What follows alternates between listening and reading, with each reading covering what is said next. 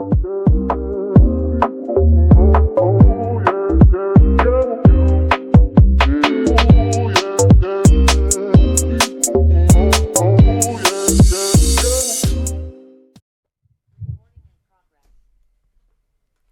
right, you want to kick us off today?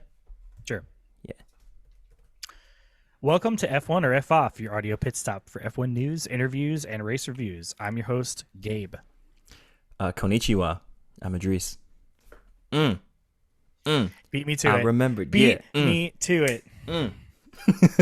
Nani? Korewa desu ka? I mean, hopefully, I don't know what. I watched a lot of anime, and I think that's something I hear. So hopefully that means something. No, it does. Yeah, Are you talking about Nani? Oh, no, not okay. Nani. Yeah, that's just like what, but like Korewa desu ka? Or daijoubu, right? That's another one. Speaking of anime, I watched a couple of things. I watched Spirited Away and Kiki's Delivery Service for the first time. Yes. Spirited Away was super fun. I definitely want to watch that again. Kiki's Delivery Service is super cute. I'm convinced. I know it's probably not a one-to-one thing. Sure. But I'm convinced that it's like the French Riviera. Like the location. Yeah. There's a lot of indications. Like there are cars there that they don't show it, but they look exactly like old Citroen buses or like Renault cars. So I'm just like, and it looked to be around like maybe like late 50s. Yeah. Or not late 50s, early 50s. Like I feel like it's kind of late 40s, late early 40s, 50s. early 50s. Yeah. Yeah. And just the fact that like she's at a bread shop and people are walking around with baguettes, and it just feels like that's what I thought. But it also could just be an amalgamation of like the like Italy and France, and but I think it's a little more French vibe to me. Yeah. I also I was, spoiler alert, I was very sad when Gigi lost his voice and then he didn't get it back. And I was like, oh no. But then I looked it up, and Gigi represents Kiki's adolescence. So when she stopped being able to hear him speak, it was because she had grown up. And I'm like, my heart just went. Dude, are these your first Miyazaki films that you've seen? Because we love them. We've seen so many of them. And so I'm really glad you're like cracking the can open. I saw the really depressing one. Which was it was like the one with the airplanes, like he was like the pilot, like or the guy was he was he like just likes designing the airplanes, F-Zero, basically, and it was just used as a weapon of war. So I did see that was the first one I saw. So Spirited Away was the second, and definitely a more fun. That's interesting, enjoyable experience. Typically Spirited Away is the one that everyone's seen because I think they used to show that on Toonami back on Cartoon Network back in the day. Oh, really? But yeah, it's good. I'm glad you finally seen it. I just like the no face just being like Yeah. Well, I also like that like he, she was able to like kind of like get him. She's like, sit here, just sit next to me and behave, and he's just like, I loved all of the characters. The visuals were great. It was stunning. Really, really, really fun. The other anime related thing I was going to say is I need to get a Crunchyroll subscription or whatever, because Sponsor that's us. where the that wouldn't be a bad idea, because the what is it, Future GPX Cyber Formula is all on there. And I want to watch that because it looks badass. So let's give the people a quick background on what Cyber GPX is, because that's something we've been talking about for a minute. I don't even like know all of the things. Like Gundam racing, it looks like. Yeah, it's like imagine if race cars were Gundams. That's what it is. Yeah. And it looks so cool, and like just all of the like little they go to such a nerdy extent to show like all the technical things and like engine components, and like I'm sold. I mean, I saw like one little clip and I'm like, yes. You're like, Nani? This is my shit. So yeah, I'm really excited. I really want to watch that. So I'm gonna have to just get a Crunchyroll. That's great, so that I can watch it, because it feels like it's a aspect of my fandom and nerddom that I have not unlocked yet. It's like a transparent door. I just need the key to open it, because I know I'm just gonna be obsessed and I'm just gonna end up buying models of the cars and stuff. Yeah, so absolutely. No, it's funny you brought up anime because we were just watching Totoro last couple okay, days. yeah, So yeah, My okay. Neighbor Totoro. That's another. That's the other one I'm gonna excellent have to Miyazaki watch. film. Dude, it's Yeah. so good. Like it's just read. It's fun when you watch these because you just watch it and enjoy the experience. And first off, just like the hand drawn animation. Oh, Yeah. it's crisp. It's so good, right? Like Yeah. the mistakes that are in the drawing are what make it so good, right? Of just it adds that character, right? Of just like you can tell this is drawn by hand, right? That every Well, yeah. stroke has an intention, right? Or with the mistake with how like the layering happens that only exists in like this version of the film because it was released on VHS in '94 and because of their conversion you know what I mean? It's just so cool. It's just so cool. Well, and like the hand painted backgrounds are absolutely just gouache. There's just like either they're all like gouache paintings. Yes. Oil paintings in the background, and they're just so amazing. Beautiful. The other thing that I do love about those is that it's one of the things that really bothers me, and I don't know if this bothers you too, but I really hate when people plug in old animation into like an AI generated. Oh, like upscale? To like upscale it to like 60 FPS, because the problem is, one, the AI doesn't know how to create the frames in between. So when you pause each of the frames, there's like weird like hands disappearing or bending in strange ways. And also they are literally destroying a deliberate decision made by the animator. Yeah. Like these are, it's not because they like, it's not necessarily because the technology, they could, it was more of, they were making specific decisions of how they animate the frames to give a certain feel. Because there's different frames will give a certain feel. Yeah. Like a good example contemporary is the Spider-Verse. Yeah. Like 24 the one frames per second, character, right? Yeah, the one character is in a different frames per second than another one because it's supposed to give a certain feel. He's supposed to be more comic-y, he's supposed to be more sketchy, and then the other guy is supposed to be a lot more smooth and more modern. And so those are decisions that are specifically made for artistically. And so when people do that, they input it in, they're just wiping away somebody's artistic decision, and I hate that. In the engineering world, we call that garbage in, garbage out, right? Like if you don't know what you're doing with the tool and you just hit run and analyze, right? Yeah. Then you're gonna get some set of results at the end, right? But that doesn't tell you much, right? Because you didn't understand what you were doing at the beginning. So it's weird. Well, speaking of garbage, speaking of one thing going in and then another coming out the other end, let's talk about this Dutch Grand Prix, because it did not end the way that we thought it would. It did not end the way that we thought it was going to when it started. This was one of the wildest races I've seen in a while. Like, I mean, I think the MVP of this weekend has just been rain, right? Because it's just thrown so many variables into things, right? Like how can it completely changed everything up, right? Like on qualifying day, on race day, and then on race day again, and then on race day again, and then you put this is the worst strategy I've ever seen, which we'll talk about in a little bit, but it was just wild. Well, and also too, it played mind games with everybody. Oh, absolutely. And that's what I love. It was it was just a troll, because like every 5 minutes it'd be like, it's going to be light rain around turn 3, but very light. And then it's like, that didn't happen. And there's this like, oh, it's going to only just rain slightly, around 10, 11, turns 10 and 11. And then all of a sudden it's just like torrential downpour. And then everyone's like, Nani? Right. And I mean, and here's the thing I will say just as the outset, this race is I don't want to say masterclass, but it is a study in pit strategy. And reactioning. Yeah, absolutely. Because the rain played a factor into such an extent where like you had people who were like, the unpredictable nature of it. You had guys who were like, should I stay out? Like, no, stay out on your dry tires because it's only going to be light for a little bit. And then like everybody who had pitted immediately it started raining had all moved up places and everybody got shoved down. Yep. And it was just like, it's all, so much of it was a gamble. Yeah. But I will say it was not just a gamble. There was a lot of really intense racing. And I think, and like we said before, I think the reason for that, though, too, is because this track is spectacular. Oh, Zandvoort? Spectacular. Zandvoort is the Roller Coaster Tycoon 2 of the calendar, I would say. Just does it well. Well, Idris, give us our track background. Y'all ready for this, Berber? I could throw that in the beginning of that.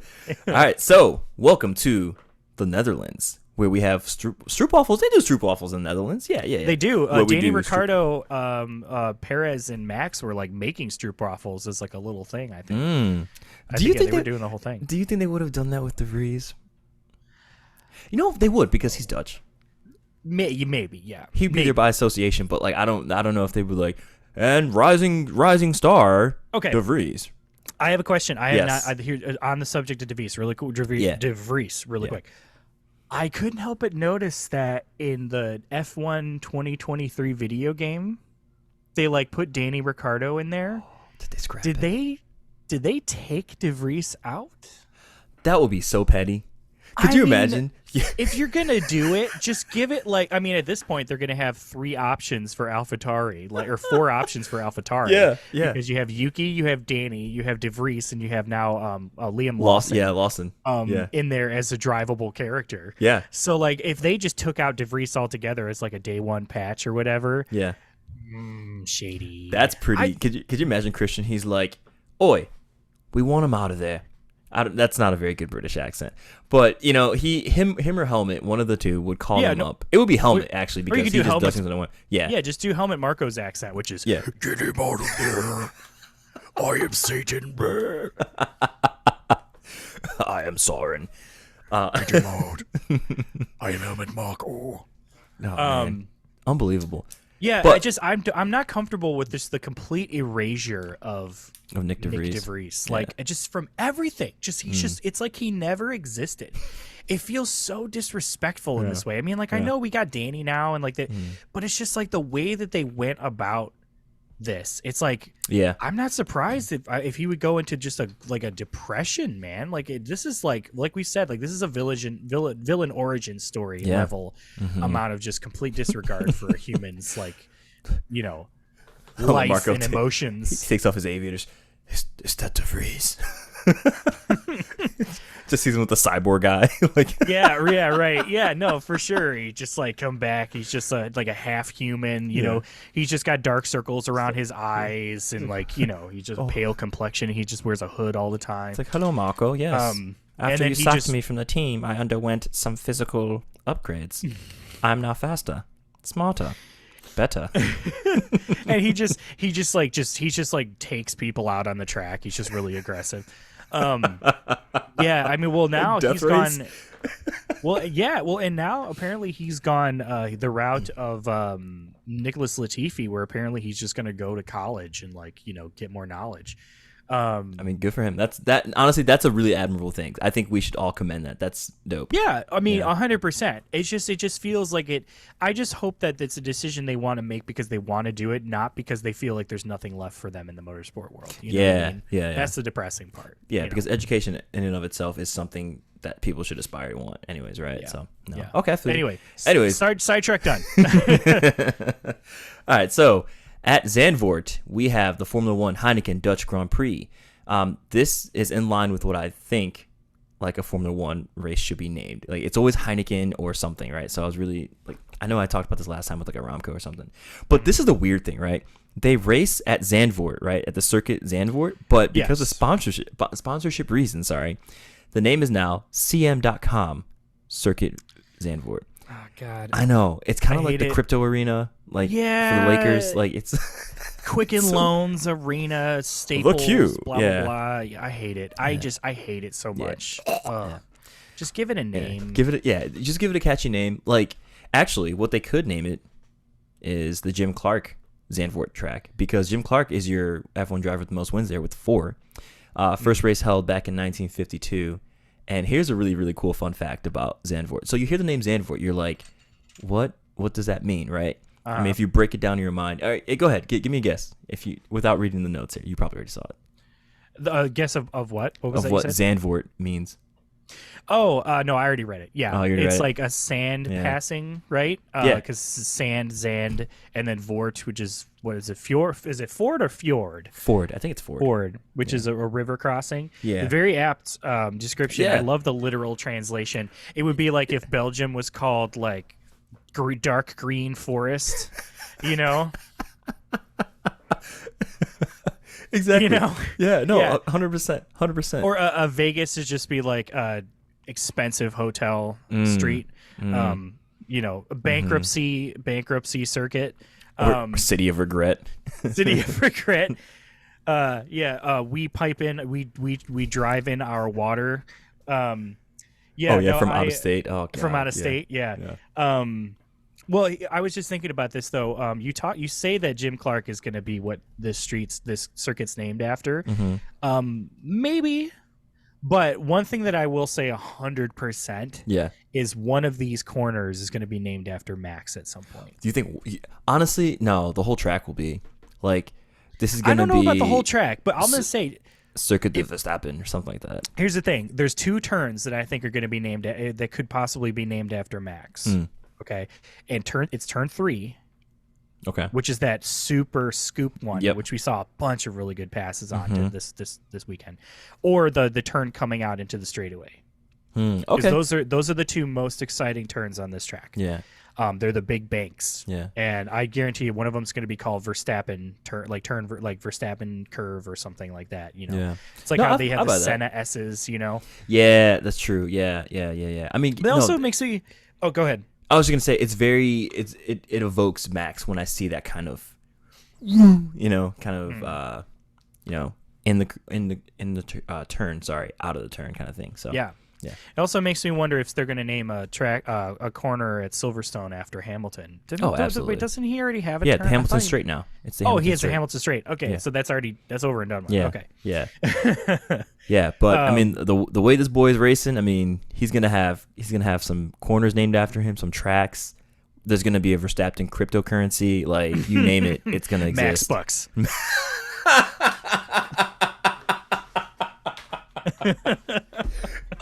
Made even better by having Brandy Max from Parks and Recreation as a sponsor for the coin.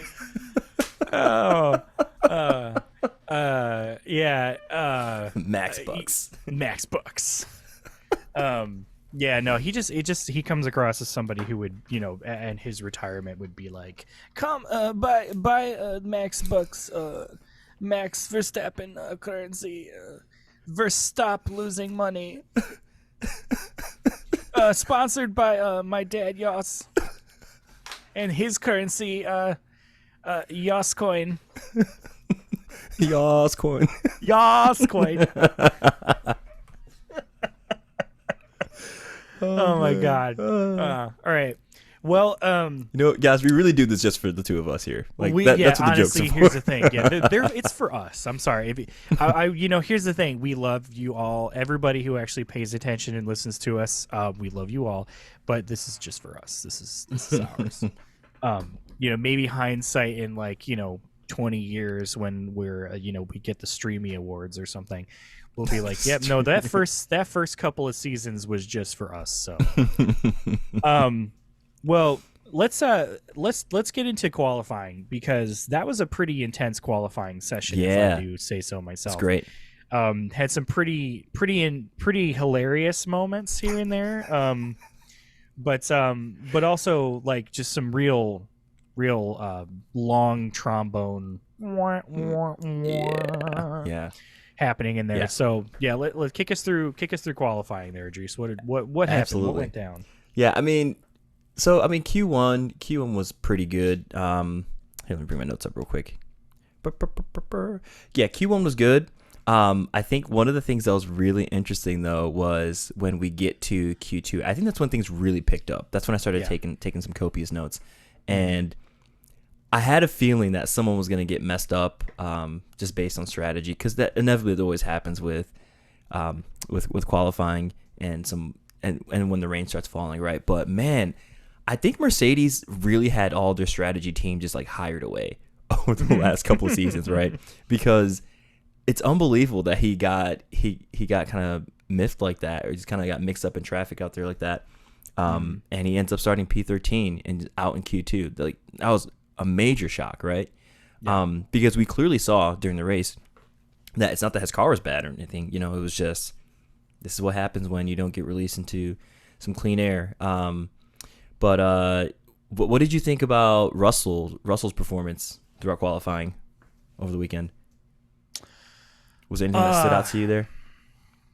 No, I mean honestly, I mean I'm not gonna lie, I do not remember what Russell did. It was mostly my whole memory of qualifying was honestly just dominated by Albon, Norris, Piastri, and then the moment where Logan binned it. Do you want to tell them? This is what we're talking about. Sargent.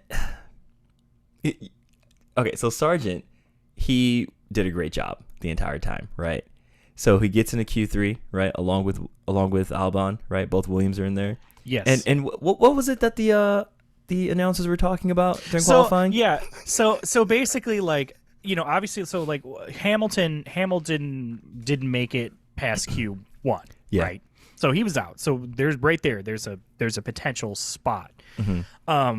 And Logan Sargent was able to, in Q2, he was able to pull himself out of Q2 and make a Q3 appearance. And everybody was all surprised and shocked, right? They're like, wow, like Logan Sargent did it. And the commentators were talking about how, like, well, like Logan Sargent is now like the first American to make it into a Q3 session since Michael Andretti did in 1993. That's a big name. They were compared just to. Right, and they were just like, yeah, and like that was his last race, right? And they're like, yeah, and then all of a sudden it literally cuts, just deadpan, cuts straight to Logan Sargent in the wall, and everyone's like, oh, geez, like, and I was just like, I started laughing so hard because I was just like, that is such a, like, that's just such a perfect, like, such a Florida thing to do. It was like, funny. I wanna see if I can get a clip of them talking about it, and like just the moment where it just happens, because it is just so comical that they're just like, oh yeah, Logan Sargent. I was like, oh, dude, when it happened, you know what played in my mind? It was just like the. Oh yeah, the Curb Your Enthusiasm theme. Yeah. It was unbelievable. Yeah, that or the it's like, what? Hello darkness, my old friend. Yeah. You know, that was... just such a, like, just, I mean, you and I told no, well, I'll tell you, I had a thing I told Lauren but it was during the race that was regarded to Sargent. We'll get to that, but yeah, first big disappointment for him was this, and I will say it really highlights the discrepancy in the drivers, because Albon, dude, he was P3. It. He was P3 until Russell for snuck like a hot second. Yeah, until Russell snuck in and nabbed it. Okay. Yeah, that's what I was gonna say. Yeah, right. Because Russell, the entire qualifying session was pretty quiet, and then just out of nowhere, which I think, I don't know, lately that seems to be kind of his thing. He's just quiet, gets it all together, boom, puts together a really good lap. Yeah. No, he's good. He is the kind of guy who, I think the commentators have said this too, and I agree with them, that George Russell is the kind of person who, like, he's capable of winning races, but absolutely, it's just all of the circumstances have to line up perfectly for him to make it happen.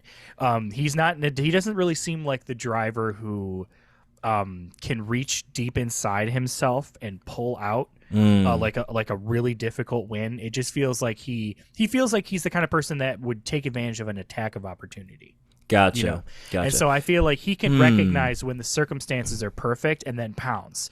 But I don't feel like he is the kind of driver who can take a bad situation and then bring it up into, like, force it up into the forefront. You know what I mean? So if I were to make a comparison, he is more of a Ellen Prost, right, versus a Senna. Yes, that sounds right to me. Yeah. Like, more we know, analytical. like we know Lewis Hamilton is that kind of driver. He finished the 2020 British Grand Prix on 3 wheels. Yeah. I mean, do you think he was inside the car just like leaning too, like? Yeah, right. No, he probably literally was, because they're that light. I would say, like, that is a good example. Also, about how many times has that guy started from the pit lane and then won a race? Yeah. Like, he knows how to take a bad situation and make it work. True. I don't think every driver can do that. Yeah, I'd agree with another that. person that can do that is Alonso, which we'll talk about how Alonso performed this race, because it was a pretty magical thing to witness, I will say. Even speaking speaking as an Alonso stan, but even if you're not an Alonso fan, I would say you have to admit that was a pretty insane performance. Yeah. So, Absolutely. But yeah, anyway, Alex Albon really wrestling that Williams into places that it doesn't really necessarily belong.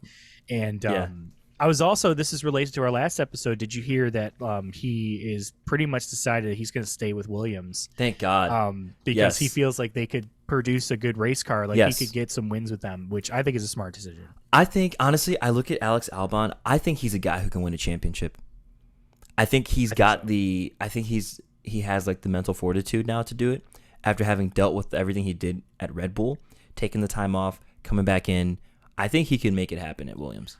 Yeah, you see, he's got gusto. Yeah, he got the spark, kid. He's got the je ne sais pas. The je ne sais quoi. Yes, no, 100%. That by the way, I will say that is my fictitious drag name, is je ne sais quoi. Ooh. I mean, please welcome to the stage, je ne sais quoi. Everybody dance now. That's right. Yeah. But let's talk about the other surprising performance here, and it's not even really surprising as much as it's just a confirmation that they are improving, and that's McLaren. Mm-hmm. The boys are back in town. Both Piastri and Norris, really, really good qualifying sessions. Yeah. Do you think, I worry sometimes because I know a lot of times these things are track dependent. Mm-hmm. Do you think this is because of the nature of Zandvoort playing to the strengths of the McLaren, or do you think this is genuinely that the McLaren have figured out? Because I know that it's an aero thing for them. Sure. Right. I think they figured something out, and I think we're going to continue to see more higher podium finishing positions for these two guys. The fact that you have Norris he's kind of like the de facto primary lead of the team, right? But you have Piastri like not too far behind him, right? Like these guys are really, really making it work with this car. Like think back to the beginning of the season where they're getting like P15, P16, P16, P17, P18, P19, even, they're doing a great job. I think McLaren has unlocked something with the car here, with this concept, and I think we'll continue to see some good racing out of them. I think what was nice to see was, and we'll talk about it a bit more in the race, Aston Martin, they, I think, have found, so they've regained their mojo to a certain extent.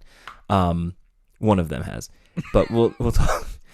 we'll talk about it. One of them has, yeah, but I don't really think it's that he different.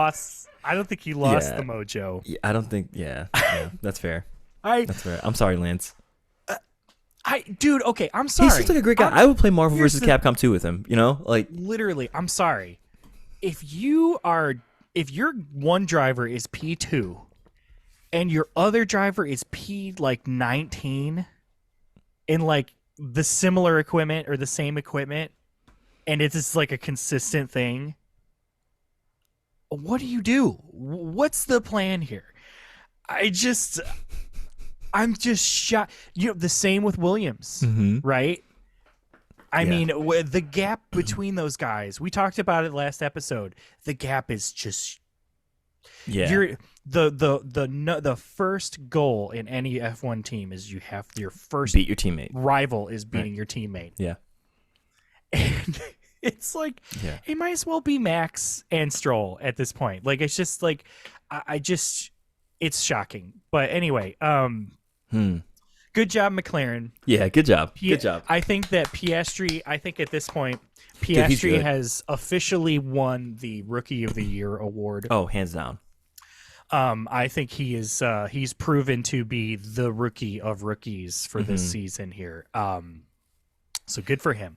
I'm becoming a Piastri fan slowly but surely. I like it. We got to think of a how they call I don't know how they call I think Grateful Dead fans, they call them like Deadheads or something like that. Deadheads, right? Yeah. Like we got to think of a good like fandom name for Piastri. Okay. I'm thinking Piastri. I hear pastry. Piastrimis.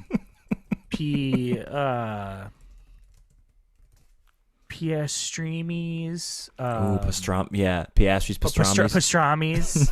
Pastramis. Or Oscar winners. Oscar. I like that. Oscar Mayer winners. Oscar Mayer. Yeah. It'll come to us. Yeah. We can't Yeah. force the creative process. No. I'll think more on that. I mean, well, here, well, yeah. Max has the Orange Army, right? Yeah, the Orange Nation. What is Hamilton fans do? Because I think we talked about this a little bit, right? I think it would simply just be the cool kids because he's so cool. You know what I mean? Kids. It would be the cool kids table. We know Ricardo is Ricardo's. Do people really call themselves that? Oh yes, man, the okay. Ricardos. Okay. Yeah. All right. Yeah, which is, I mean, hey, okay. I'd consider myself a Ricardo. Yeah. Yeah. You know, we need to come up with a fan names for everybody who doesn't have them. Yeah. I'm gonna work. This is gonna be my project. I will. Next week, I will come back with a list of possible ideas. I'm gonna put my heads together. I'll ask my brother because Ben is going to be really good at coming up with that. So I'm going to have him help me with those. I got one sergeant's reservists, you know. they never come out of action because they're just called the brigade or something like that. Boot camps, the boot camp. Yeah.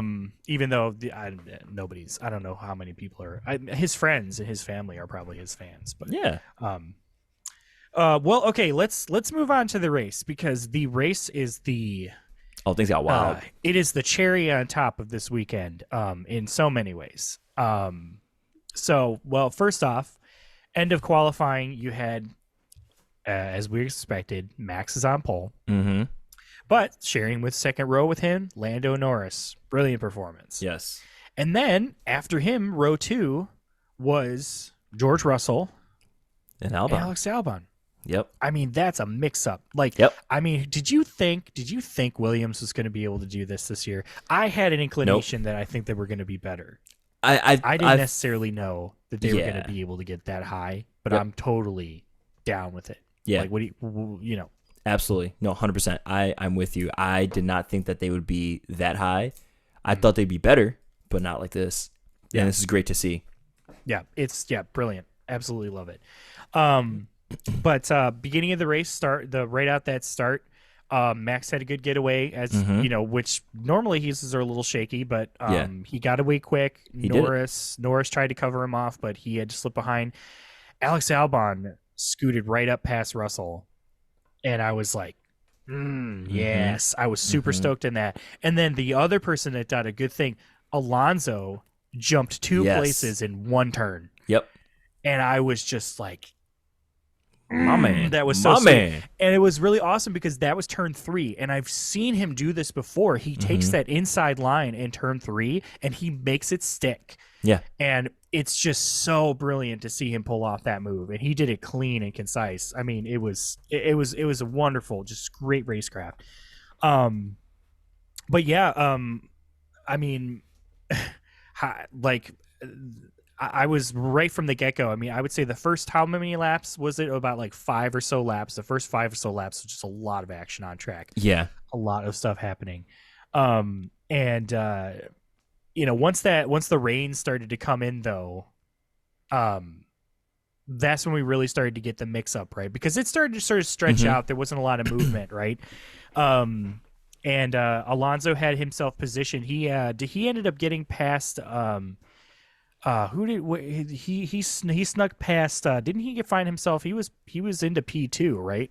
He passed Norris. Yeah because at that point they had to go to they had to switch tires and go to intermediates, right? So he had capitalized. Well, he passed him on track before that happened. Yeah, because I remember when the rain hit, he and Max stood at Perez pitted first, right? It was like Perez and Russell, I think, pitted, and Norris, I think, pitted. And so all these guys are coming out in inters. And then the fascinating thing was the race directors were like, no, stay out. This rain's not going to last that long. And the drive's going to, just hold out. Yeah. And I remember at the time thinking, terrible idea. Yeah. Terrible idea. We saw this with Norris back in Russia, the last Russian Grand Prix, where he almost won that, but he tried to stay out on the dry and he just lost it. So I think that this is a good lesson for everybody, that even if the rain is like, if it's enough for inters, if it's enough to create a rooster tail, Even if you do think it. it's brief, just do it. Just do it. Yeah, because you lose so much time. You do. I think I was listening to the F1 broadcast this time. I've been switching it up from the Sky Sports. And David Coulthard was just like that. You should absolutely change to the inters because you're losing 20 seconds per lap. By the time you come around and you realize your mistake, you've lost like 3 minutes, 4 minutes of like race time. That's insane. And you're done. You're out of the race at that point. Yeah, you know. I think the time loss in the pits is not as big as the time loss on the track in wet tires. Completely. And we saw that because because Perez pitted first. Yeah. And I think Gasly did too, and they just skyrocketed right up front. Yeah. Everybody got scooted back. Yeah. And so Max and Alonso came in like the next lap, and they still got in under the wire. Mm-hmm. But and Mercedes like really messed up there too because they didn't pit either of their guys, right? And it was like, why would you not pit them? Like even if you get stuck in the whole like pit lane traffic, just do it. Just do it. I think it's a sacrifice worth making because the track is going to take a minute to dry off. Yeah. It's not just going to instantly evaporate. Even when the sun comes out, it's still going to be some residual water. Yep. So I think it's still worth it. I mean, and I think the idea was they were still worried that like, well, they're going to have to pit again because they're on the inters and once the dry. So well, yeah, we'll just deal with that when it happens. You know what I mean? The potential loss is too great. Right. And so that came filtered through. Perez was leading the race for quite a while, right? And I was really surprised to see how Perez was really confused because they actually undercut Perez. They had Max undercut him, which was I don't really think he was expecting. How do you feel about I think they were claiming that they were trying to cover off. I think it was like Alonso. They were trying to protect against him, but I do think that it was a little bit of a cheeky move to kind of push Perez off because it's weird that they're not prioritizing their first driver; they're prioritizing Max. So even if Max is not the first driver, they're still prioritizing him for pit strategy. I think that Perez got lost out. I feel like he got kind of the short end of the stick. It's sort of frustrating because it's just, he's doing what he can. Yeah. But I also, yes, it's the Max's home Grand Prix. And, I mean, could you imagine how big of a like fly in the face of the cream pie would have been if Perez had won the Dutch Grand Prix over Max? I mean, it's one thing if like somebody else does, but it's another when it's like your teammate, and they could do like team orders or whatever. But how do you think this is continuing to bode for Perez's seat in Red Bull and kind of how this is going like from his mental mindset? Well, I'll start with this question. First off, how long does his current contract run for, right? Because I think he's good for another season 2, right? I think he was able to get like a 2 or 3 year extension or something like that. Yeah. Right. But that doesn't mean anything at Red Bull because Helmut could just call someone up and just rip, no contract anymore, right? Yeah. I want to say, I think in general, my observation of Perez over the weekend is that he seems to have had a much better race weekend than his last few weekends have been, right? And so maybe his time off during the summer break helped him rejuvenate, helped him just kind of reset mentally, that kind of thing. He can focus now. So as long as he's there and is having fun, I think that's the most important thing for him to be able to perform at his peak level, right? Because if you're not having fun, you're just in any kind of sports, I feel like if you're not having fun, you probably aren't like in the right mindset to actually hit your peak performance, right? Like there's an element of joy that you need to be having there. So or at least excitement. Excitement and like, competition and have, competing against the best, all that kind of stuff. But well, that's the thing. I think the drivers are having a blast out there on this track. Oh yeah. I think Zandvoort looks fun. It is it's a fun looking track. I mean, because the movement is the forces on your body are so much different than if it was just a flat surface. That I feel like it would be a fun track to be on. Yeah. I would agree. I think that it's tough. I mean, you're absolutely right. Helmut Marko could just tear up whatever contract he wants and just drop whoever he wants in there. What contract? And the real question is what would he do? I mean, would Red Bull do what they normally do and just pull some outsider into it Like, or would they? Yeah. Do they want to have Danny back in? I don't think Danny has had enough of a race. I mean, he broke his hand, Yeah. and Yeah. so he's, he missed this race, and he might miss the next, depending Probably. on how his hand is doing. He might miss two more Yeah. races. Honestly, like a wrist Yeah. injury, like that's not. Mhm. Yeah. Yeah. So as much as I do want to see Danny succeed, still, I don't know if he's going to get enough chance to really to prove his mettle, if you will, Yeah. in the AlphaTauri seat to jump back into a Red Bull if they decide Yeah. to drop Perez. But anyway, ultimately Perez's race was sort of doomed towards the end there because he got a 5-second penalty for speeding in the pit lane. Yeah. Which was interesting thing I heard the commentators, and maybe you can shed some what you think about this too. A couple of drivers had that penalty, and part of it is because I guess they have to consider what tires they're on in order to switch the pit lane speed delta, or like the button or the setting, because I think it regulates like the speed of the car is regulated to a certain speed, right? But that can change depending on your tire. So if you have a thicker, faster tire, or I think that was what they suggested, because basically because he was in the rain switching to the slicks or back and forth, that sometimes the speed, the setting on the pit lane speed button could be different, and that could possibly catch drivers out. I'm also curious how fast, or like how much faster are they going in this pit lane when they violate that speed? I mean, is it like 1 mile an hour? Yeah, is it like, we don't know, right? you know what I mean? Like, we'll have to look that up, because like if it's like, I guess in my head I always think like, oh, they're going like 70 in a 65, but like it might only be like a half a mile an hour, or like a mile an hour. That could be the difference. That's a really good question, right? Because then, I mean, I think we know that the FIA, they try to be sticklers about this stuff, right? Yeah. Like, especially like the scrutineering, right? Like you will go to the weighbridge if you are a pound under, you're toast, right? So yeah, I don't know. It's like, are we talking the money or the weight, right? Well, it could be like it could be like a couple of, it could be like a couple of, a couple of milligrams even. Like it could, they are, it's funny. Like they're, that's why it's so weird when people get mad about the track limits.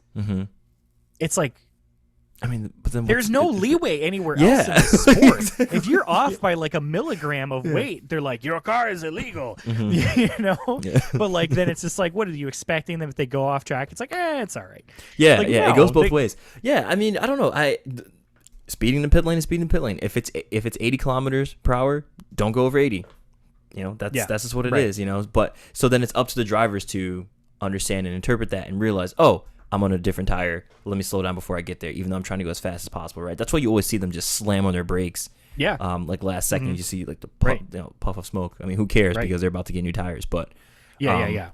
Yeah, no, exactly. It's the rule's a rule. I don't know. Right.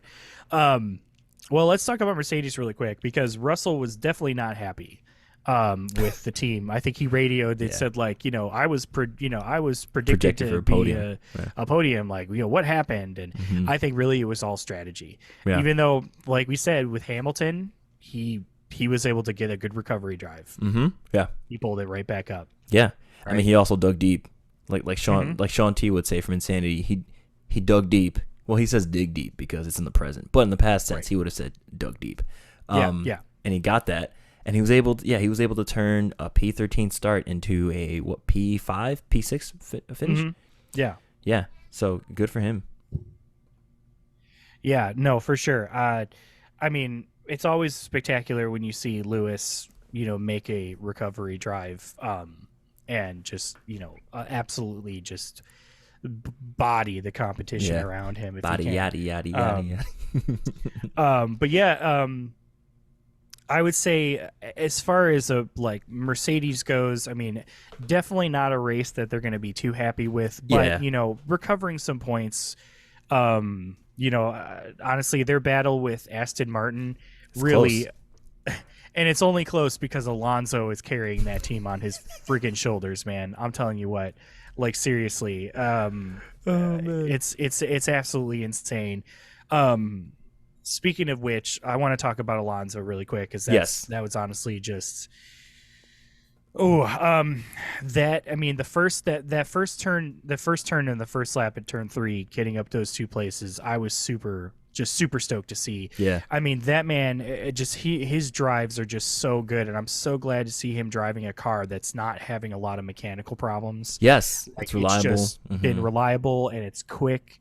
Yeah. And he was managing to stick with the Red Bulls throughout most of it. I mean, we're used to Max pulling like these gaps of like, 10 plus seconds within a few laps, but like he was latching on right in the back. They were only making up like, a tenth or 2/10 a lap, which is, compared to what the Red Bulls are capable of doing now, that was really close to stick onto it. And then when the big rain downpour happened, for one thing, I think they did the right strategy of switching him to the inters and not leaving him out there. Yep. So I'm like, yes, good strategy there. Like we just said, you always switch. Hold on, Linus just jumped on my lap. I'm trying to get him off. We have a 4-pod special guest. Yeah, he just shows up and he's just like, and he's getting lost in the green screen. Okay, so they did a good job of pitting him. Yeah. And giving him the inters, right? For the first time around. And I'm like, yes, that was good. Because I knew, and I kept, like I said before, like it's better to just put on the wet tires and just deal with it, right? Yeah. And they did a good job of keeping up with the Red Bulls doing the switch. And when the big rain came, the one towards the end. Yes. For one thing, they pitted Perez, right, to switch. I think it was when they switched onto the full wets, right? I'm trying to which pit? No, it was they were like, are you talking about the rain that came down that like red flagged? No, I'm talking about before that. Okay, because there was or maybe it was after. There was a period of time where they pitted Perez, and Max had not pitted yet, and it was Max and Alonso was P1 and 2. And I remember thinking, I remember saying to myself, pit Alonso, pit Alonso, pit Alonso, do the undercut, do not do the overcut. Yeah, and they did. They brought Alonso in, and I'm like, sweet, but then they bungled his pit stop. Oh yes! Oh my god! Oh, and I was like, so slow. No, it was so slow. I got so mad, and I was like, no. And he got scooted back. He got kicked back behind. It was behind Yuki Tsunoda and Sainz. Yeah. Oh. He gets past Yuki, no problem. Yeah. And he was behind Sainz by like 5 or 6 seconds. Yeah. He made that difference in like 2 laps. Yeah. And I was like, what? And then he massive. Just sailed past Sainz. And I'm just like, this dude is on it. Like he was on it. Yeah. He was just blistering these laps because he was just like, well, I got to make up time. Yep. He just went ahead and did it. Absolutely masterful. And then he comes up onto Perez, and he's holding on to Perez, and he eventually gets past him. This is like kind of towards the end of the race, and he's kind of chasing Max down. Yep. But I think he realized, and his team told him, like, as soon as Perez got that penalty, I think they were just like, don't bother. Yeah. Like, you know what? Like, unless Max like messes up and spins out on track or something, just don't bother trying to chase him down. Just hold on to what we have, which I'm like, okay. Yeah. Fair enough. And so he just kept his comfortable margins in there. But absolutely stellar drive from Alonso. I really thought he was on track to challenge Max for the win. I was too. Until that pit stop. I was like, oh, no. Yeah, I think had he not had that pit stop, he may have been able to help. I mean, those Red Bulls were still really, really fast. Yeah. And still really getting But the Aston was hanging there with him, though, He was doing pretty good. Yeah. I think, like, it's tough to know whether Alonso was backing off or if Max was just too fast. Yeah. It's tough to say. But yeah, in any case, Alonso did a stellar drive. I also think he got driver of the race. That race. At least I saw his percentages it was between him, Max, and I think it was Norris maybe. But who knows? But anyway. Yeah, it was Alonso. Yep. It was Alonso, absolutely.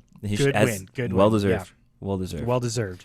Yeah. I was gonna say, speaking of Red Bull and pit stops, why did Red Bull pit Perez like when it was so obvious that they were gonna red flag the race? That was one of the. I was just like, why would you let him lose positions? I don't know. I mean, I guess they were just. I guess part of them were thinking they're just assuming that it wasn't. I mean, it was really, really, really bad. And that's the thing with the FIA. I mean, who knows? Like, Sure. would they have just let it go? Like, We let all the cars what's unlap themselves between Max and Lewis. I don't know. Just... how much rain is enough rain? Like, I don't know. I think it was pretty obvious with how intense that rain was coming down. But then Right, at that exactly. point, this is my point though. At that point, why do we even have the full wet tires? This is a good point. This is a question Because that a lot of people have been asking. Like, if we're always going to red flag the race when it's like full wet conditions, there's no point to having wet tires. Yeah. Yeah. What's the point of having the full point. wets? Because it's really like every time I feel like I cannot say I can't remember a time where all of the cars were running on the track with full wets and the race was continuing to commence. This is true. You know what I mean? But I also remember the time that Brendan Hartley was the only person who hopped onto full wets back in 2017. It was, I think, when he was racing for Toro Rosso, AlphaTauri, then Toro Rosso. Do you remember? We talked about this, and then you were just like, "What an idiot! Why would you do that?" I don't remember that, but you know what? I'm not surprised. It sounds about right. Yeah. Yeah, I'm curious to see what they do, because I do feel like at this point, I think that it's the FIA's probably reaction of the fact that there are several people who have died now because of rain conditions, that they are just hesitating to do any kind of rain running unless it's just enough for like inters. So yeah, maybe we're just seeing the FIA sort of a reactionary thing to kind of help prevent. Yeah. But at the same time too, like, this track is pretty quick, but it is not like super high speed track. You know what I mean? It's not like a Monza or a Belgium or, the Azerbaijan straightaway. You know what I mean? Sure. It's like, I think that the risk of danger and rain exponentially goes up the faster the track is. So I would say that if it was in a smaller track that's a little more contained, I feel like you could get away with more heavy wet tire running than if you're like a high speed track. I would say in Belgium, if it's raining, if it rains enough for heavy wets, you might as well just red flag it. Yeah. Yeah. I mean, so that's maybe probably the track calculus you're making. Yeah, maybe. But no, this is a good point. I think the I know only that was a weird decision, because he pulled in and they literally red flagged it as he was leaving the pit box. So yeah, weird. I think the only other thing I had up for the race that I wanted to talk about was just Stroll having a super quiet P11. Like, he finished right out. Like, and I don't mean that like, I mean that in the most respectful way. Like, but like, he finished the race, but like I didn't. There was like no action with him. like right? just outside the points. Well, no, here's the thing, though. There was action. He impeded again during qualifying. Can we please? I want to go back. I want to find out this season how many times Stroll has impeded. He does that all the time. Yeah, he impedes a lot. He does it frequently. Yeah. Like, why? Not as much as Sainz, though. It's like I said, Stroll is driving like he's a rookie, and he's not a rookie. I don't. Maybe Alonso's intimidating him. Maybe he's just like. Maybe it's a mental thing. Maybe he's just like looking at Alonso getting all these results and just trying to maybe he's out of his head. Or maybe he's in his head somehow. Yeah. That's the only thing I can think of, because it's like there's no really excuse for you to be this far down in that kind of equipment. I mean, imagine if it was like Verstappen and Alonso. Oh, like on the same team. Wow. Verstappen, or not Verstappen. Vettel. Imagine if it was Vettel and Alonso. Gotcha. Oh yeah, this team would be Vettel would. Points. Yeah. They would be like P2, P3, P4 every. I feel like every race. I feel like Vettel probably would have been able to push that car where it needs to go. Absolutely. So the fact that Lance is not doing that, I'm just like, come on, guys, come on, Daddy Warbucks. Just give up the goat, man. Give up the goat. Put your son in endurance racing or something. Oh man. Yeah, really, I would agree. Yes, a really quiet P11. It's kind of like how I was saying the Alfa Romeos were last episode. They're just kind of there. They're just there. Yeah, just kind of doing their thing. Whatever. Zhou Guan Yu was doing pretty good for a while there. Yeah, up until he went off in the rain. Yeah. It's just that can just completely erase your whole day. Yeah, You know, completely. it's wild. Yeah. Man. But you know what? Speaking of a whole day's being erased, let's pivot over to our ongoing segment, Mamma Mia Scuderia. Yeah, Idris, so let's talk about Ferrari. What happened here? Unbelievable. So Ferrari decides to pit I think it was actually Sainz coming in, right? And I think there was like poor communication between Sainz and the pit wall. Sainz comes hurtling in like a bat out of hell. And then the crew is out there, but they have intermediate tires that are entered that they're gonna put on, right? And they have 3 of the 4 tires. Where's the 4th tire? Off camera, you see some guy come on with another tire, just like hobbling around the car with the 4th tire to throw on. It was okay. So you know how anytime there's a pit stop, like the camera's like fixed on the car, and like you have that angle, right? And like you're sitting there, and like everyone else is already in position, so it wasn't like they all didn't know. It was just like that one dude didn't know. Why? What was that? One of the craziest things I've ever seen. And then on top of that too, lots of communication between Sainz and the pit wall. And it's getting to the point that Sainz is like, less talking. Don't talk to me. Yeah, right. It's so funny to see both Leclerc did similar things during this race too. To see Leclerc and Sainz just effectively giving up on the pit wall. They're just like, don't talk to me. I'll figure it out from here. Yeah. Yeah. It's like, you know, that phrase, like, you know, you're being like thrown into the deep end of the pool. Yes. Right. This is Carlos and Leclerc just volunteering to just jump into it because they're just like, you know what, if this is what's going to happen, I'm just going to go in myself. I'll figure it out. But also like, yeah, like it's with like, I don't think when it comes to radio messages, Leclerc and Sainz, I think they're just kind of fed up with the race strategy. 100%, they're just 100%. like, you know, it's kind of like how Ferrari used to do it with their drivers, where like their drivers would have opinions and they're just like, no, just drive the car. Okay, we got it. This is now Charles and Sainz being like, don't give me strategy. Just let me drive it. I got it. I'll figure it out. Tell me when I'm coming into pit, and don't mess it up. Yeah. Because they're just, I can tell those guys are just kind of fed up, and I don't blame them. I do not blame them. So now here's a real legit question, because I think Leclerc is currently looking at other. He is in his time period here where he can look at other options, right? Based on his contract. Where does he go? If not Ferrari. Because I think in the end he'll sign with Ferrari, but yeah, go ahead.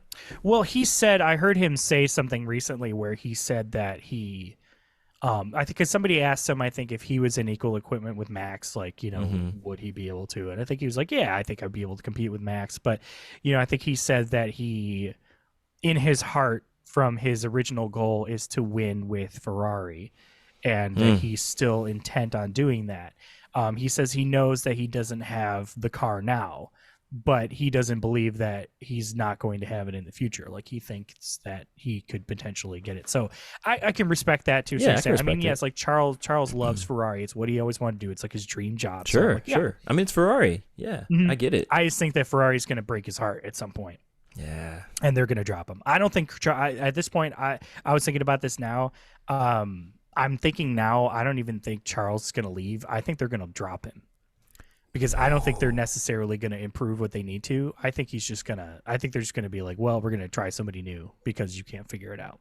Because that's how Ferrari is. They're cutthroat in that way. Man. You know, where they're just kind of ruthless and they just can't, you know, that's the way I'm thinking. I mean, because they kind of did that with Alonso. Alonso was just like, you guys are messing up. And they're just like, well, you know, it's you. And then they just, you know.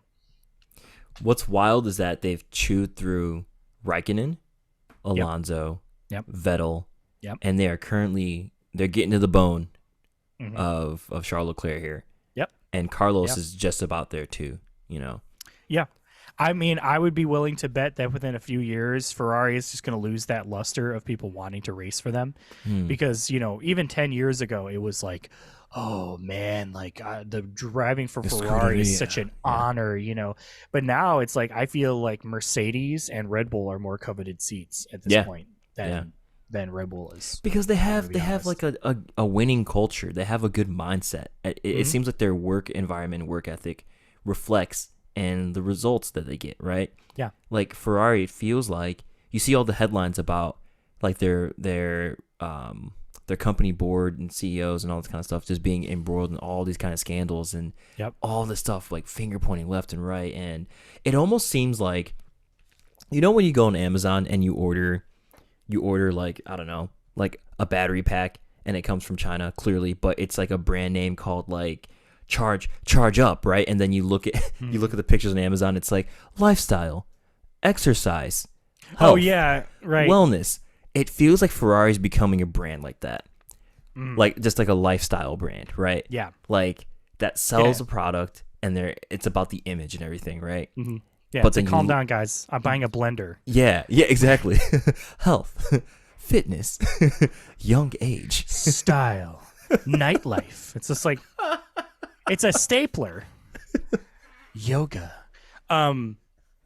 Yeah, no. I definitely agree with you there. It sucks. Sucks to see. It really does suck to see, and they're Ferrari also doesn't have a sense of humor. Yes, they are oh my god. They're everyone so thinks serious. For as much as like everyone like throws crap at Red Bull about like being like smart, like snarky and smarmy and all this kind of stuff, at least they have a soul. At least there's something there. You know what I mean? Yeah. At least there's a personality. But Ferrari just feels like they feel like, I don't know. They feel to me like they have that James Dean like look to them, right? Like they think they look like James Dean, but they don't. You know what I mean? With the aviators and the leather jacket, all that kind of look. But they're just a poser, right? That's how it feels. Yeah, well, it's just like it's like if it was it was like if you have those pretentious perfume ads, right? And it was just like love, passion, fear, excitement, Axe body spray. Ooh. It's just like the pretension is up here, but then the resulting product is like this, Dude, it's just like you're selling me something. Yes. That is not as premium as you're trying to pretend that it is. Exactly. And at least with like teams like Alpine and Aston Martin and Red Bull, even to a certain extent, like they do stuff that's silly and wacky and trying to have fun. When was the last like a Ferrari post that you saw? The closest thing that you get is like the drivers doing something goofy, right? But like Ferrari themselves, they can't be self-deprecating in any way. They can't be like they can't. There's no critique of them that's humorous in any way. Right. That's just like it's hard to get on board. And that's why they're the only team that does thirst traps of their drivers, right? Because like as funny as they are and everything, I couldn't see Mercedes doing that. I couldn't see Red Bull doing that. I couldn't. Well, they don't have to because like Lewis Hamilton, just his social media is already. He's just of course, he's already posted traps. Yeah, already self-thirst trap. Yeah, they just repost what he does. with the eyes emoji, just it's like they don't have to do anything. They're the social media guys are just sitting back like, all right, let them do it. And Ferrari's like, no, we must improve our image. Get in the ice bath, No, get out. Get back in. Get out. We're going to have you in shirtless, cutting vegetables for a cooking question. Knife or spoon? Question. Knife or spoon? Question. Well, let's pivot from the Ferrari of Italy and let's talk about the Ferrari of France. I still can't believe that they said that about themselves, knowing the context of Ferrari and oh my God, Alpine, Alonso, Alpine, y'all need some help, baby.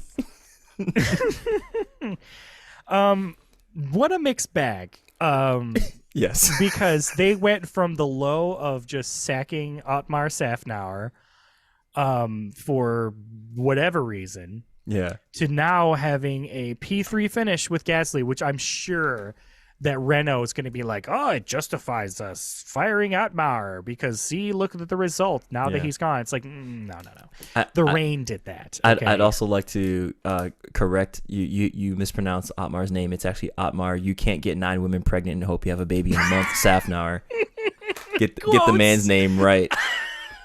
Unbelievable. So for anyone who didn't know, he said that about Alpine. Oh, That you can't get 9 women pregnant and hope you have a baby in a month. What a bad analogy, dude. Like, maybe that's why he got canned. Like, I mean, he was really lovable in the, he had that like major dad vibes in season 5 of Drive to Survive. But that's like a bad quote, dude. That is like the bottom of the barrel of like boomer analogies right there. Like, you know what I mean? You can't make an omelet without killing some chickens or whatever. You know, wait, it's what? Like, it's like that's not the phrase. You just have to go extreme with it, you know. Yeah, no, that's hilarious. Awful. But anyway, that's honestly the thing I was thinking throughout this whole race. Is I was just thinking, oh, Renault are gonna like capitalize on this P3 and being like, that justifies our removal of Otmar. It's just like, no, if Otmar was there, I guarantee you it probably would have shook out the same way. Yeah. You know? Absolutely. Even though, like, you know, it was hilarious to listen to Ocon be just like, these are the wrong tires, guys. Why did we do this? And it was like, no, that was like the best tires for you to use at that moment. Yeah. Even though, like, Perez, he probably didn't have to pit because, like, you know, the rain was going to red flag it. So yeah. But it was a better call for him given where he was in the race, and also, you know, the thing with Perez, they did it like 2 laps later. It's like, no, don't do it now. Like, yeah, ridiculous. Yeah. It's tough it's always wild with the rain pit stop strategy because, and it's like you said, MVP of this race is the rain because they were trolling everybody throughout the mid portion of the rain. Yeah, and they just dumped on everyone and were just like, well, we're gonna reset. So, really, driver of the day is rain, honestly. Driver of the day is the rain. He didn't even drive. But yeah, I guess I'm really glad for Gasly because I think that he puts in a lot of good effort and a lot of good work. He does. It's just really funny to like watch how all of this is shaking out for this like all French lineup, French team. You know what I mean? Yeah. Even though they're not located in France, that's the thing, right? It's like they're still in Enstone in England.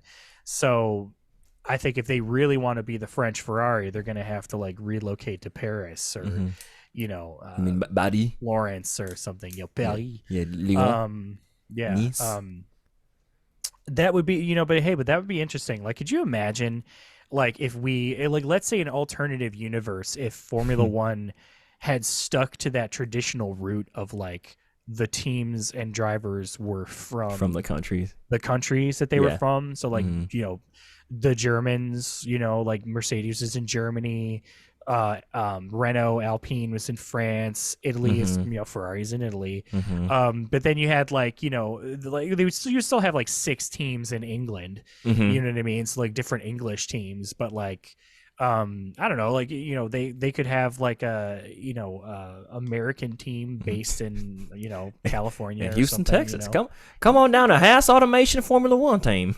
Yeah, right next. I mean, hey, if you're going to be anywhere, just be right next to Coda. You know, exactly. But yeah, what do you think this? Do you think this is? How much of this do you think is the rain and just good pit strategy and just the benefit of other people's, or do you think the Alpine has sort of improved coming back in? Like, it's really hard to tell. Alpine is a tough one to kind of track because they're so. The problem with Alpine is that, at least how it feels, and we need to take a look at the data, it feels like the results that they get race day are not consistent enough to say this is where they are, right? Like right now in the standings, I just had this up. Let me pull this up. Right now, Renault is in 6th place in the constructor standings with 73 points. They are about 40 points behind McLaren, and they are about 50 to 60 points ahead of Williams. So, you know, it doesn't, I don't know, that doesn't really indicate to me that they're doing a stellar job. That means they're kind of picking up points that are left on the table by others, you know? Yes. And that, seeing that position, them being in sixth, that means they're usually probably around P10, P11, P12, right? And that has kind of been where they've fallen as far as race podiums or finishes are concerned. Yeah. It's tough. I think rain really helped out here. Gasly is also a good driver, and I think he's had a lot of struggles this year, right? Yeah. Whether it's him and Ocon like crashing into each other, but it not really being either their fault. It was just kind of how they got squeezed, having some reliability mechanical issues with the car. So it's good to see him get some haul of points to kind of reflect the level of effort that he's put into everything over the first part of the season. I do want to see what he can do in the rest of the season in a good car, kind of free from all the drama of like Otmar leaving, that kind of thing. And Ocon too. I think Ocon's a good driver. I just feel like they're there. It's kind of the Alfa Romeo effect we just talked about. They're there. I hope things get better for them. Yeah, I agree. It is funny to think like whether or not it's funny to hear because they were talking about this in the commentary where they were talking about people's performances and whether or not you have to consider it's not just on track performance. You have to consider like how many of those DNFs were not their fault. Right. How many of those things were mechanical related? How many of those things were somebody running into them? Where is it that they were just faltering in performance because they were just not fast enough, or where was it at external factors? And how do you factor that into whether or not they're going to retain their seat or how well they're doing as an organization? Because like, could you imagine if the Red Bull was as fast as it is, right? Yeah. And they're getting podiums, they're getting all this stuff. But every single race this year, either Max or Checo was like punted by a slow driver because they were making a mistake and like they like knocked back or they had to retire. There is potential that you could have the fastest F1 car on the grid. You could have the best machinery out there. Sure. But the luck is just not on your side. And I think that's what kind of Alpine is experiencing right now. They've just been having a lot of bad luck. Yeah. And it's unfortunate for them. Yeah, I'm looking at the standings for both Ocon and Gasly. Gasly, from the start of the season, I'm just going to list the numbers. 9, DNF, 14, 8, 7, 10, 12, 10, DNF, 11, 3. You see what I'm saying? Like that. Yeah. It's just all over the place where it's just like, you can't really. Lots of midfield finishes. Yeah, lots of midfield finishes. And it's the same, it's the same on Ocon's side too. So, yeah, it just sucks. Ocon's had 4 DNFs this season. Like, that's significant. Right. Well, you know what? I think this is about time we should have our podium vibe checks. Vibe check. Bing, bing, bing. Yeah. Well, let's. I'm gonna have you go first, Idris. Sure. And just give me your overall like your biggest takeaways from this weekend. Yeah. I mean, this was a fun race weekend. It was nice to be back into the swing of race things after the summer break. Much needed for the drivers, and I think for a lot of them, it helped them, right? I think Perez was great, helped him kind of regain his focus, and I'm hoping we see more improvements and more performances like this for the rest of the season. Maybe he can still challenge for the championship. Who knows? Yeah. But that's the thing, you never. I hate the attitude of, oh, the championship is already over, right? Then if that's the case, then everyone just stops showing up to races, right? Like, don't go anymore, right? Yeah. Like that would be silly because there's a chance you can win, right? Like Lewis Hamilton won his first championship by a point, right? Right. Like by overtaking someone. I think it was P5, either P6 to P5 or P5 to P4, right? But he kept going, right? Like, and so I want to see the same thing from Perez. I want to see the same thing from the others who have an opportunity to, nick it from Max. Yeah, as Lenny Kravitz says, baby, it ain't over till it's over.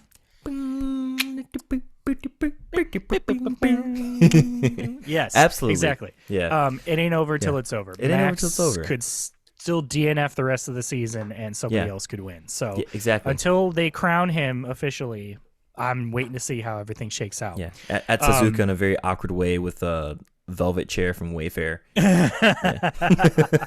Oh God, I can't wait what they do this year. I can't wait to see it. But it was a fun race. Yeah, overall it was a fun race, and I wanted to say I'm really proud of Max for he's just having fun and he's flexing his muscle and he's doing a great job, and he's just enjoying himself. And I want to see how many wins he can get in a row.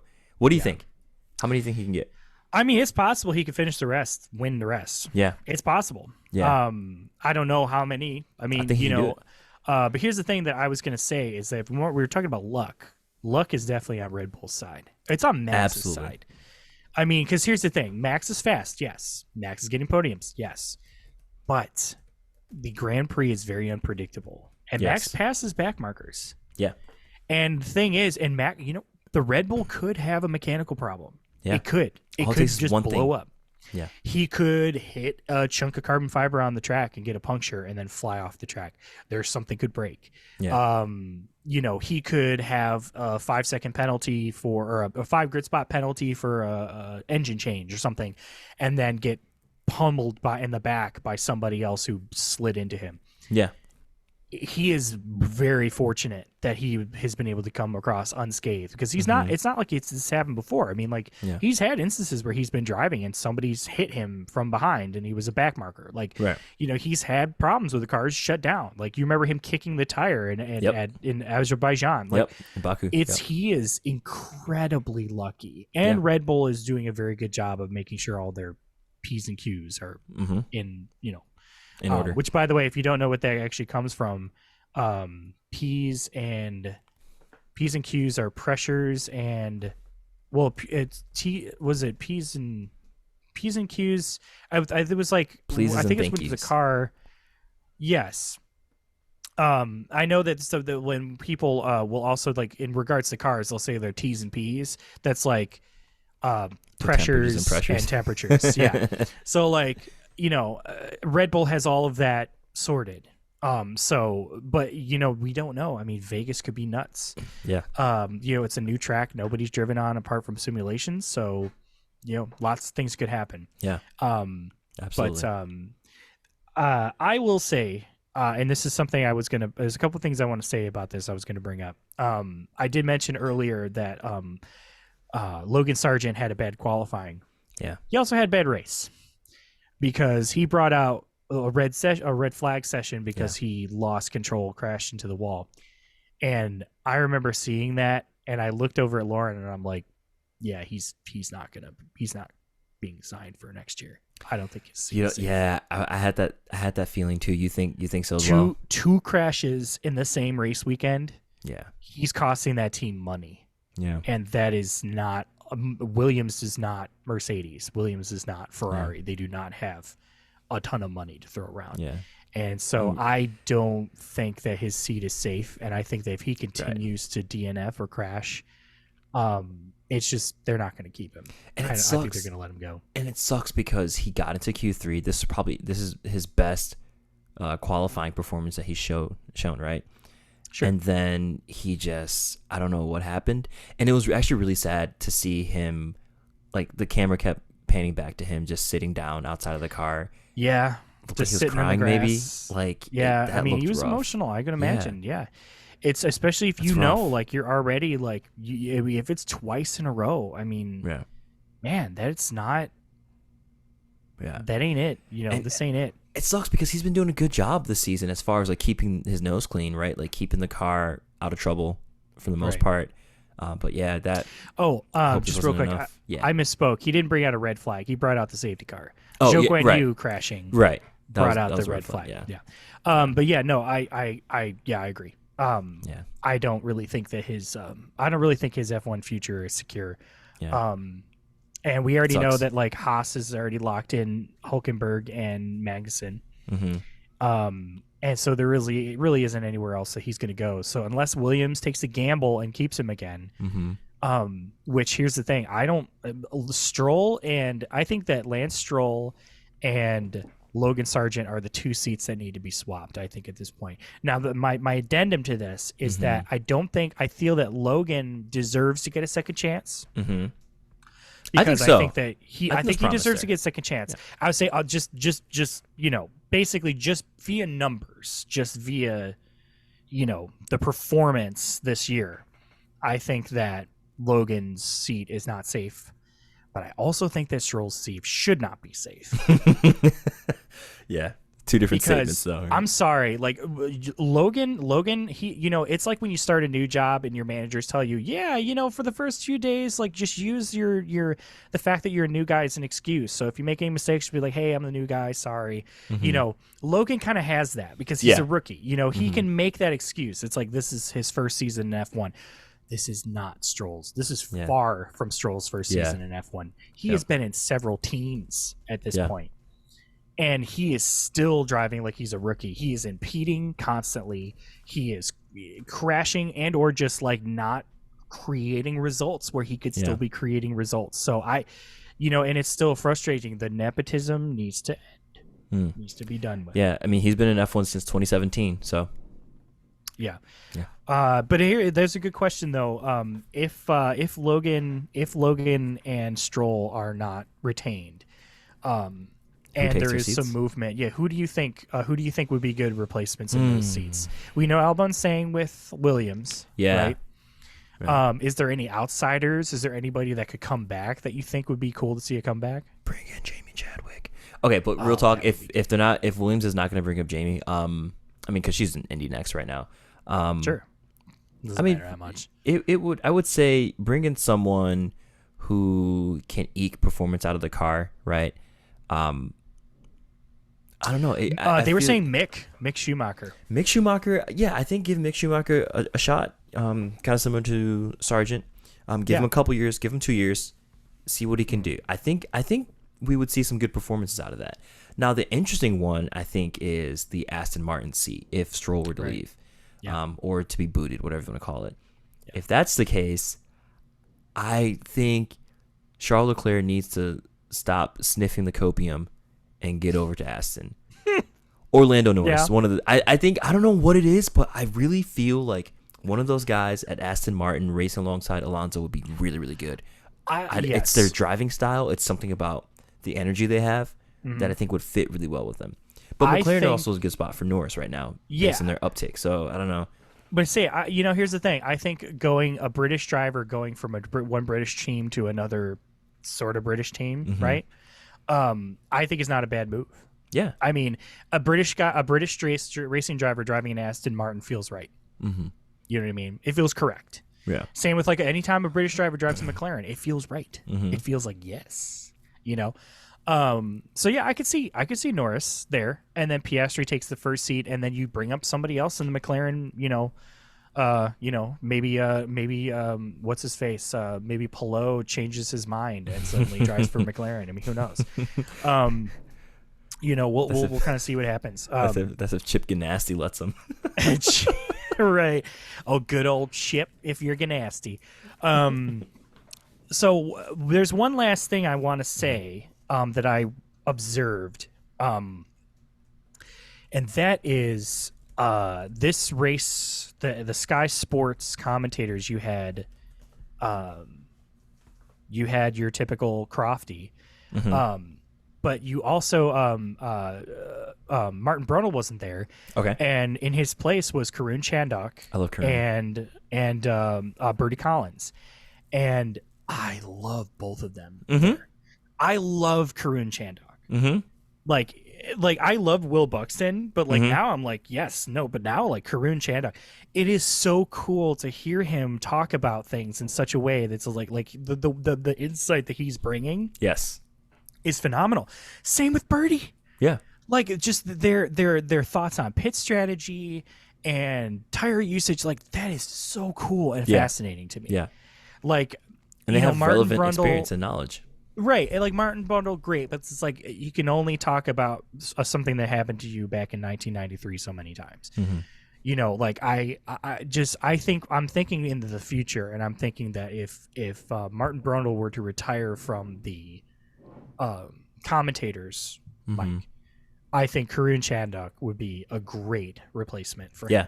I agree. 100%. I think and I think that's probably part of why he's kind of taking on those roles that they do, because I think he has race experience. He's also, I love his accent.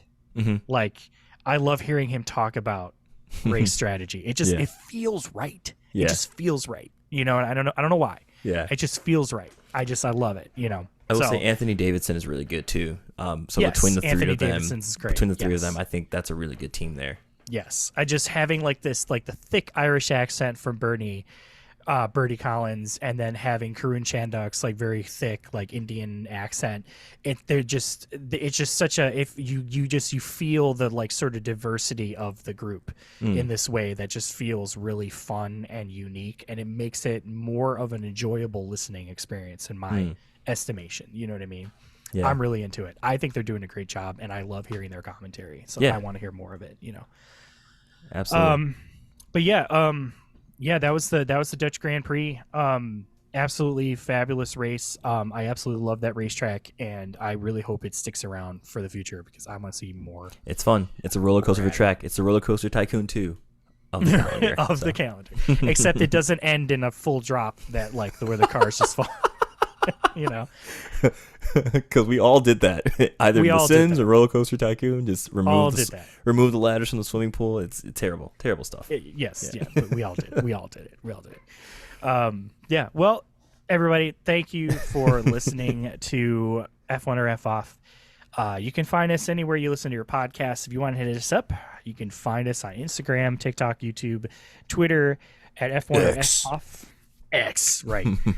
Or you can email us at F1 or FOff podcast at gmail.com. Please give us a 5, 4, or 3.5 star review wherever you listen to your podcast. The 5 stars really help us out, so please continue. If you can do that, we would greatly appreciate it. If we get any particular reviews or messages, we will definitely read them out read them loud. on air. Yeah. So we would love to hear what you guys think, because if you want to make me cry, please go ahead and do it. I will be willing to recount tears of joy on this podcast for all of you. Definitely share with your friends, and even more so, share with your enemies, as we like to say. All of those people, that guy that gives you the side eye on the bus stop, that you're just like, you can tell. Especially him. You can tell that guy. Oh, no, you know who you definitely need to send this podcast to? The guy that's in front of you in line at Chipotle, and there's a line forming of all the people waiting for the chicken, and then he's the first in line waiting for the chicken, and when he gets there, he orders triple chicken on his burrito bowl that's just beans, cheese, rice, and chicken. Yeah. And then everybody behind him suddenly has to wait for another half an hour while they cook up another chicken. Yeah. Definitely send that guy our podcast. 100% do it. Okay. This is just a fictitious event. Any likenesses to real people. Oh, this definitely did know. not happen to me at a Chipotle. This definitely didn't happen to me, and I definitely didn't watch all the people behind the guy roll their eyes so hard that they almost passed out from the vertigo. Okay. So, what an awful thing to do. Like, have some decency. Like, just take triple chicken. He's like this beefed out dude. He probably just got out from his, doing his pumping or whatever in the gym. And I'm just like, come on, guys, seriously. I'm like, and also, can I just say this really quick too? If your burrito bowl is just freaking rice, beans, and chicken and you cheese, can make that at home. Go to Aldi's and get the ingredients for like literally the same price that you're buying this goddamn burrito, and sit down in your kitchen and make it yourself and save everybody else's time, because hey, you guess what? We want some pico de gallo, and we want some guacamole, and we want some good sour cream and lettuce. We want the full Chipotle experience. Man. You're just sitting there getting your stupid protein fix Gabe. because you're angry. You can feel the sizzling fajitas around me, because that's what I get. I get a fajita burrito, and it's just sizzling. Yeah, lots of feelings here. Thanks, everybody. Yeah, the point is, PSA. don't mess up Gabe's Chipotle order. Don't come for me. Don't get in front of him and get triple chicken. Don't come for me.